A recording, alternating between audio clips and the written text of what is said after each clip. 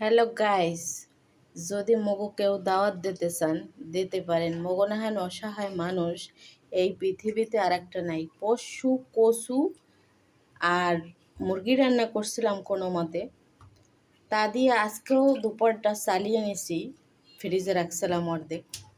এখন রাত্রে খাওয়ার মতো কিছু নাই, পেটে তো ভোগ লাগে, খেতে হবেই। তার জন্য দেখেন, ওর তো হাতে ব্যথা, তারপরও শ্বাস করে আসছে, মানে 3টা মানুষ না খাই থাকবো সেটা তো হইতে পারে না।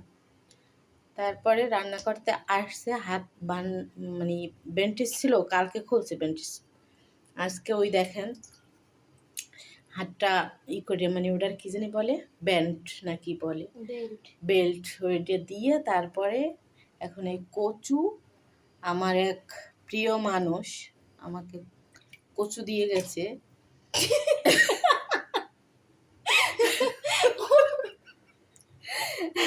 আর আপনারা বলবেন যে এত অসুস্থর মধ্যে হাসাহাসি কেমনে করি। আমাকেও জোর আছে, মানে কফের জোর আছে, ঠিক আছে, ক্যালোরি আছে, আমাকে ক্যালোরি ভরা। আমার তো হাত দিয়ে রান্না করার মতো কোনো সিস্টেমই নেই এখন হাতের মধ্যে, মানে ছাড়ানি বোঝেন, মানে হাতের ভিতরে যে কিরকম করে বুঝাইতে পারবো না। তারপর আমরা হাসি খুশি আছি আলহামদুলিল্লাহ আপনাদের দোয়ায়।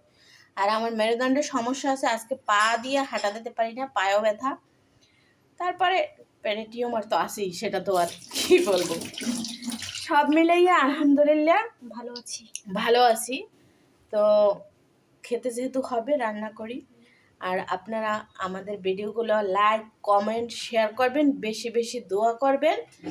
আর যদি কেউ আমাকে দাওয়াত দিতে চান দিতে পারেন, আমাকে কেউ দাওয়াত দেয় না বুঝছেন। এই ইলিশ মাছটুকু ওই কচু দিয়া তারপরে রান্না করব। যে কচু দিয়ে গেছে আসলে সেই ভাবিকে অনেক অনেক ধন্যবাদ। ভাবি এখন আসলে ভিডিওটা দেখবে না, সে ফোন চালায় না। তাকে বেড়াইতে বলছিলাম কিন্তু সে চলে গেছে। এখন এই আমার আম্মা জানে এই কচু কাটতে তারপরে রান্না করবে। এই যে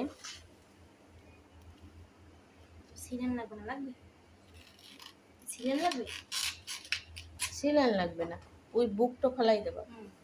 দেখছেন, সবাই ভালো থাকেন, আল্লাহ হাফেজ।